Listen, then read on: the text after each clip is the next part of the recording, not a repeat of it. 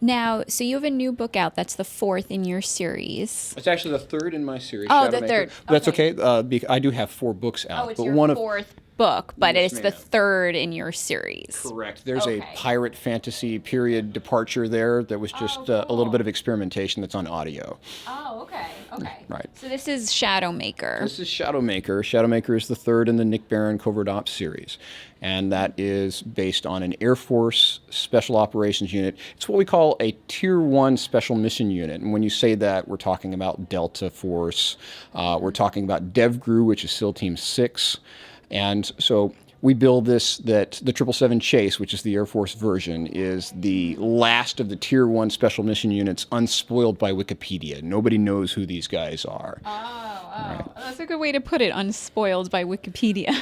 So, yeah, I have 18 years in counterterrorism, counterespionage, counterinsurgency, working in the stealth bomber, working in intelligence, surveillance, and reconnaissance, and working in high-value target captures in Iraq and Afghanistan. And so that's what I draw from this series, and that's where Nick Barron comes from with his special ops background. I am not a special ops guy, but I have worked with some of those guys and have a great deal of respect for them. And they're sort of unique challenges, unique forms of PTSD, which is part of Nick Barron's character, which we really explore in Shadowcatcher, which was the second book in the series. Oh, interesting. So did you have to do any research, or were you already so familiar with the subject matter that it just you just already knew it? You can always do research, and it's particularly in post-traumatic stress disorder. Now, as somebody who flew the drones in combat, 1,000 combat hours, we have our own sort of division of PTSD. PTSD is a very unique disorder in that it comes in so many forms, and I think it's misunderstood a lot. absolutely. And I tried to bring that out and draw up awareness with Shadowcatcher, which was the book that came out in October. And it's really a study in 3 different forms of PTSD that's worked into the story. And though I tried not to browbeat the reader with it and make the story fun and action filled, but they're there so that they can see that there are different levels and different forms of that disorder. And in my research, I'm not an expert in this, so I worked with a PhD who has 30 years experience in counseling and helped develop our program for helping special ops warriors with their PTSD, Dr. Gary Huckabee.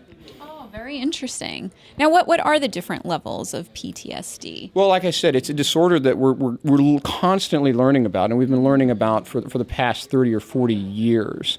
And so, and with each type of challenge comes a new form. Our special ops guys are dealing with something brand new, in that in the past they have been a sort of a sniper bullet that you shoot at a specific target at a specific time. But in the last 10 years of protracted operations in counterinsurgency, we've really used our special ops guys on a day-to-day, week-to-week, year-to-year basis. And that kind of mission, that kind of intense mission that they're conducting out there, wears on you even more than any in the traditional forms of battle.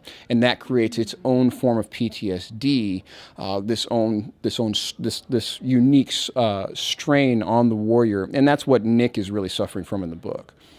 And who would you say your readers are?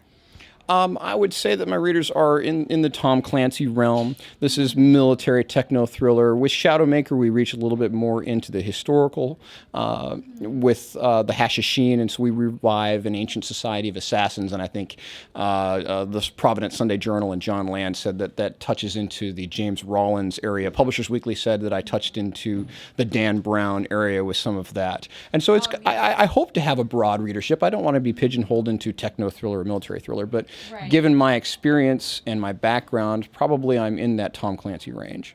Okay. And did you always want to be a writer? Or is it your professional experience that sort of inspired you to start writing? Well, yes to both. Okay. You know, I tried to write my first book when I was 4 years old. I got a hold of my mom's typewriter and started a little story about fluffy pandas playing soccer, not published. In fact, I don't think Mom even kept it. But I've always wanted to be that writer. But my dad was military, my grandpa was military. I've always wanted to be a pilot. And so that life experience and that call to duty, to steal a phrase, it takes precedence and took precedence over the writing, and so the writing didn't start until the military career had mostly played its course. Oh, very interesting. And now you also have an app. I do. Right? Oh, yeah. Thank you for bringing that up. Stealth Ops is a free app that people can get on Google Play. They can get it on the App Store. And this is about broadening the reader experience. They can go to Stealth Ops and they can get tech files on, like the MP7. Heckler and Koch was very kind to send me some stats and some photos of the MP7. They can get stats on the B-2, the stealth bomber, and on some of the fictional tech in the book, like the M2 Wraith, which is a follow-on from the next. It's based on the Next Generation Long-Range Strike, which I had a little part in talking to DARPA about when it was still a classified program. So they get all those. They get mission maps where you can zoom in on locations from the book and then get little details about those locations. It's extra.